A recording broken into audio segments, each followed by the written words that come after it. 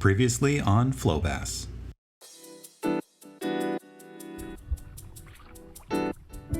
Hello.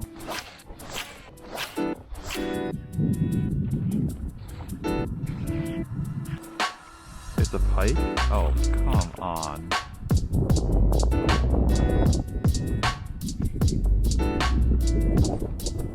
There we go. It took a little while to find these guys. Nice one. He's right under it. That was cool. Oh my gosh.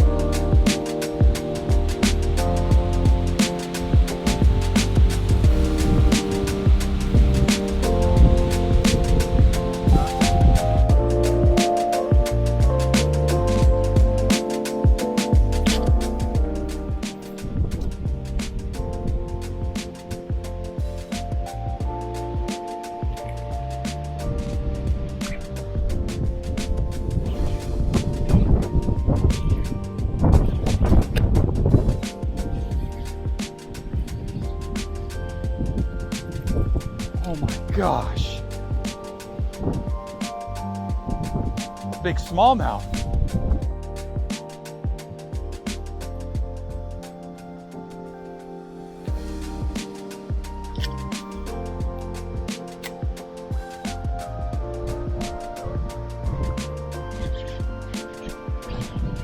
Oh my god.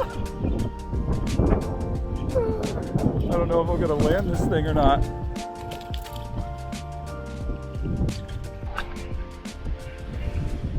Well, there it is. Smallmouth on a big glide bait. His mouth is a little pinched shut, so we'll have to do some quick surgery.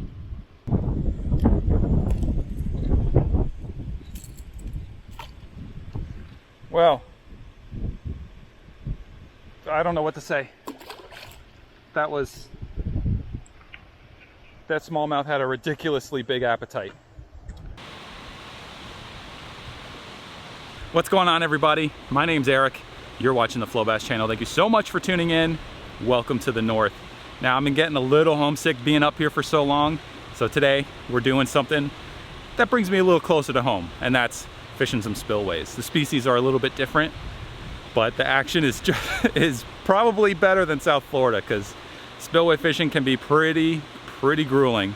But anyway, I'm out here I fished one already, and this is my second spillway. I think that was a carp that just jumped. Oh my gosh, it was huge. Anyway, before I got interrupted by that gigantic splash, I'm out here, my second spillway. Didn't get any bites at the first one. The water was just too low. This is definitely a nice deep pool right here, so I think we're gonna do pretty well. And there's a bunch more spillways. I'm just gonna fish my way down the system, and that's basically it. I really would love in this particular area to catch a pike or muskie, although if it isn't apparent that smallmouth are the rulers of this system, I don't know what to tell you. I mean, there's definitely bigger and more toothier fish than smallmouth in here, but they are just so aggressive, just like my fabled peacock bass from home. All right, so the setup that I've been using for the Shine Glide 185 that I hooked that one big smallie on and then caught the second one on, this is my Witch Doctor Tackle Shaman series. It's a 7'6" extra heavy, fast action, and I've got that with a Shimano Tranx. This is the 300, and this is the 7:6 gear ratio. Normally it comes with a power handle, but you can see here I swapped that out to a Hogtech hog handle, and I've got that spooled up with 65-pound Daiwa J braid with a 60-pound mono leader. This is Berkeley Big Game, so it's got a pretty fair amount of stretch, which is key when you're using such stout braid. This is normally kind of like my normal duty flipping and pitching setup into some relatively heavy cover, but it works great for big swim baits. You just have to remember that when you go to set the hook, you don't whip the rod or set the hook. You actually just reel tight and then lean into it. Let the fish set the hooks themselves. These hooks are incredibly sharp.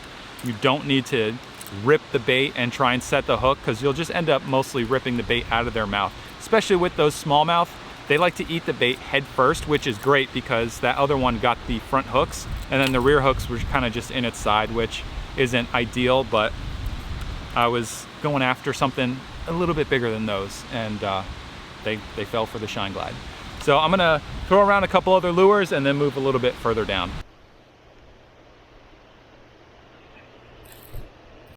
Oh, got a little one. It felt a little mushy. Come here, bud. Don't steal my jig.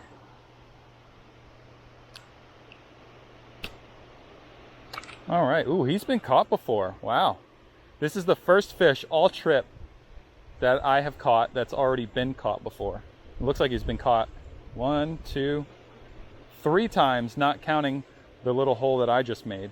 Oh my gosh. 4 times potentially. Dude, this is gonna be a future 22-incher. Thing is, where there's one smallmouth, there's multiple. So I'm letting the jig coast in the same vicinity where I just got that bite.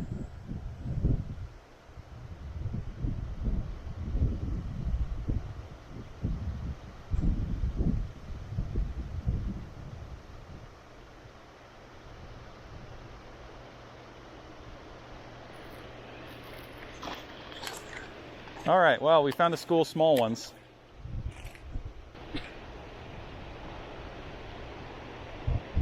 Little guy, see you later. So, same setup as always. This is a 1/4 ounce Guggen Squad Little Juicy, and I've got that with a Nico craw. I have not changed trailers all trip, and I've caught, I couldn't even tell you how many smallmouth on this. I mean, 50 at least. It's just, guys, get yourself some of these Nico baits. They're just insane. All right, so basically I'm going to start out just like I did before, big bait, top water, and then finish up with the jig. I'll make my fan cast starting right on the bank and just fan cast my way, and if I don't see anything, move on to the next bait. Because this bait might be too big for some smallies. Well, that's hard to say because I got crushed on like the first cast.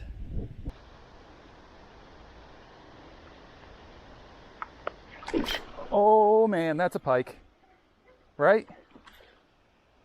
No, it's a smallie. Holy cow, he was doing death rolls like a pike. Look at that. They try and eat the bait head first, like I said, because they want to make sure it just goes down easy and doesn't escape their jaws. Those tiny, tiny little small jaws. All right. It's just insane. I mean, look at this. Just look at the size of the lure compared to the fish. I mean, how does he think he's going to eat that? I'm pretty sure he would choke. I'm pretty sure, guys. Oh well. Let's get this guy unhooked and get him back so he can crush more baits like that. I know. We're close. He ate it right here at my feet too. Not a huge fish. It's supposed to be big baits, big fish. Oh well. No complaints. All right, buddy. See you later.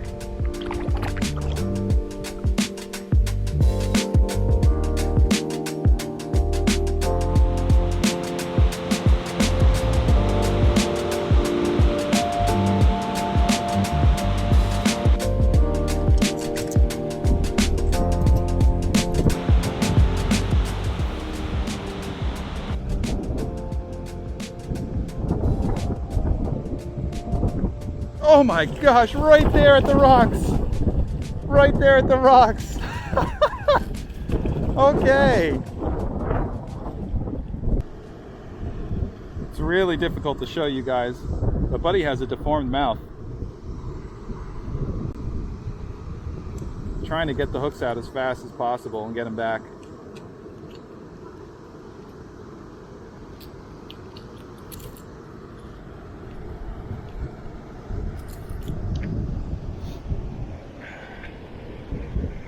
There we go. He's seen better days, but that has not stopped him from trying to crush a big glide bait.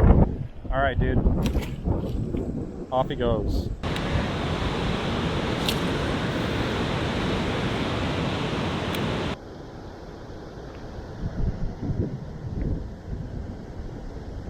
Oh my gosh, what was that? That was a smallmouth the size of the bait. Are you kidding?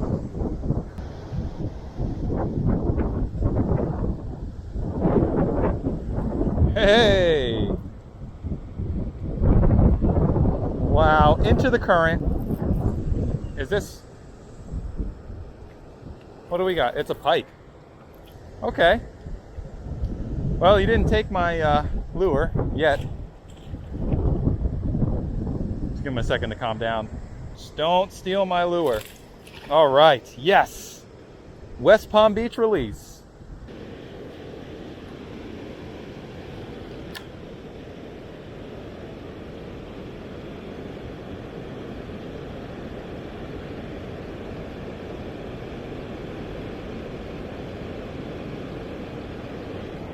There we go. Little one. That's who was messing with me.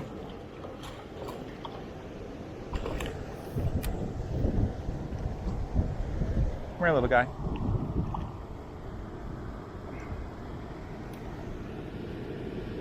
Hey, ow! Stop biting. Awesome. And a little juicy. This thing has been crushing it up north.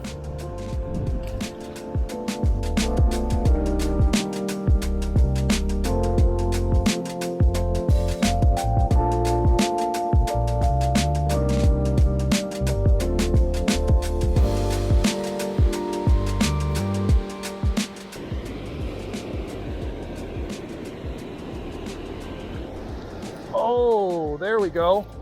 I don't think this is a smallmouth.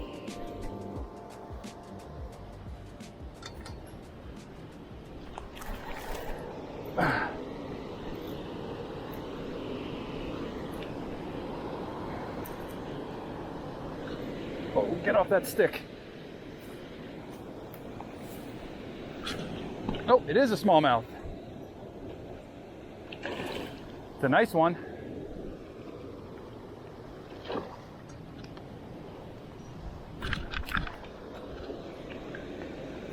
There we go.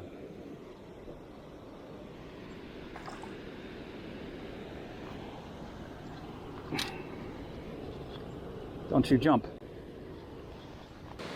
There we go. Got one on the BBZ1 rat. Oh my gosh.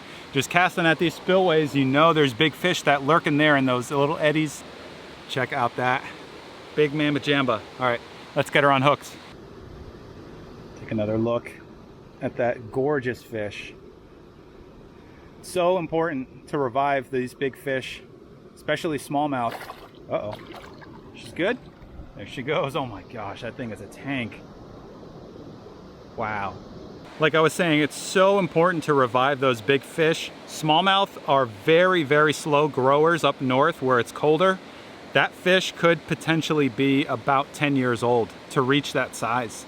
In a lot warmer waters, like a largemouth bass, for example, where I'm from in Florida, it could get that size in about 3 years. So it just goes to show you got to take extra good care of those fish. Make sure they swim off strong, make sure they kick really hard. She obviously did, so I love to see it. So I'm gonna throw you back on the chest cam. Let's keep making casts at these spillways. That last fish hit so hard, I didn't think it was a smallmouth. Thought it was a pike. I'm glad it was not a pike.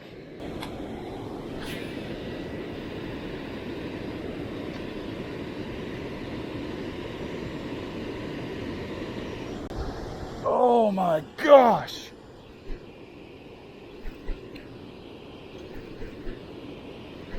This is another good one. They're just waiting right there in that current for something to come through the spillway. It's just like fishing the spillways back in Florida.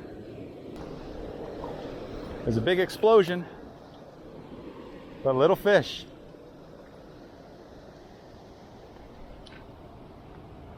I mean, it's clearly evident to me why these fish, these smallmouth bass, are so renowned. I mean, this guy tried to eat a rat. And look at the color difference, how bronze this one is. Oh, such a gorgeous fish.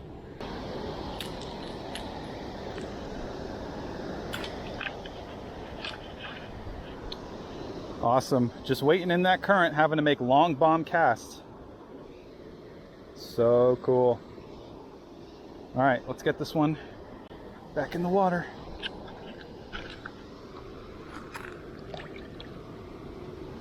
See you later, mean mouth.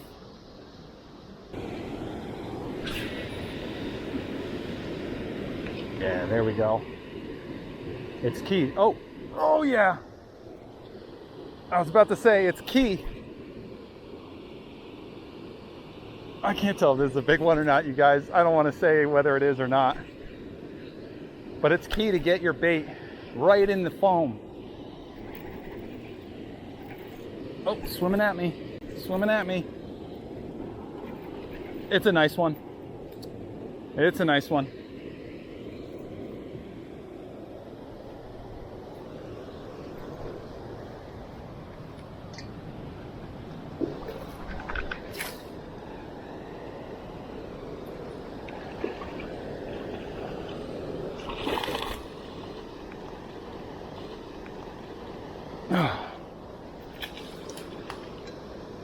That's where the big girls are, right in the foam, waiting for something to fall through that spillway.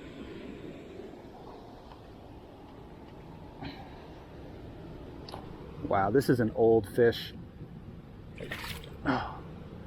Old fish. Holy cow. Wow, you guys. Gorgeous fish. Look at the patterns here. You can see it in the chest cam a little bit. This is an old fish. Very, very old. Let's get it back. And it's not the first time Big Bertha's been caught. You can see that right on her corner of her mouth. Which goes to show, catch and release works, guys. And speaking of release,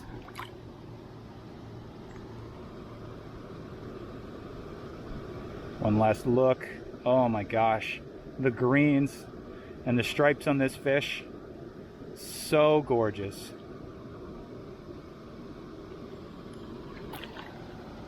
What a tank.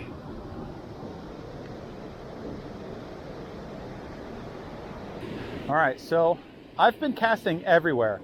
These eddies are along the reeds. This eddy that's right here, I've made a bunch of casts here.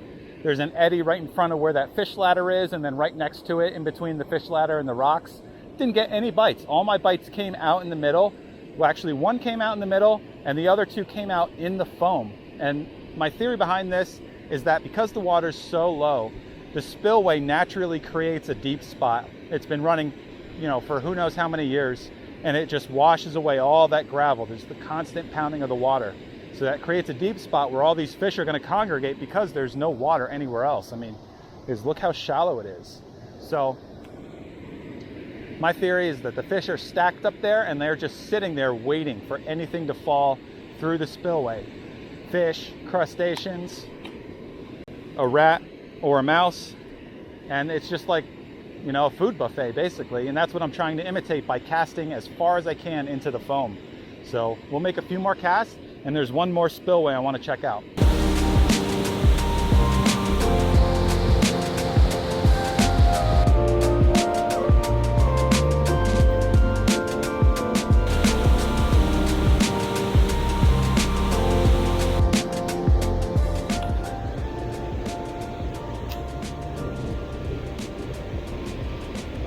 Yeah, okay. About time. Alrighty.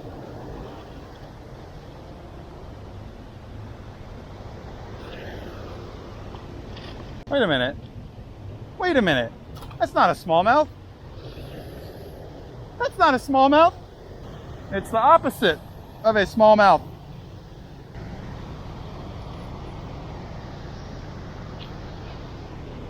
Largemouth. Heck yeah. I will not complain whatsoever. No, sir. Real gorgeous fish. All right, let's go for the release. All right, dude. Thanks for playing. Woo! Man, that's gonna be it. I've been fishing the spillway for about 30 minutes. I had one bite in the fast moving water. I hooked it, knocked the chest cam off me. I fought it for a second, but it popped off. I have no idea what it was. No idea how big it was. It could have been anything in that fast moving water. It could have been, you know, a bluegill, and it would have felt like 10 pounds. So, but anyway, hope you guys enjoyed this one. Did some spillway hopping here up north. Absolutely awesome. We caught that really, really big. You know, I didn't have a scale or my measuring board. I'm estimating that was a 20-incher. That fish was all of 4 pounds. Definitely all of 4 pounds. What an amazing, amazing fish. I'm so grateful for the experience. I'm so grateful to be out here. I'm grateful for you guys watching the Up North series. I just want to say thank you so much from the bottom of my heart. With that being said, this is Up North. My name's Eric. You're watching the Flow Bass channel. See you in the next video. We got a whole bunch more coming. Peace out.